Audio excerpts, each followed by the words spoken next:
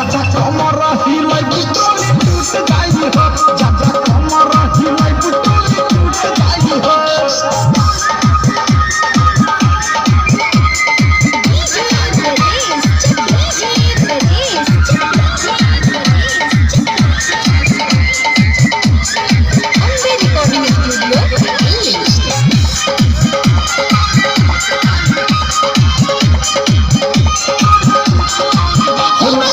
Kaca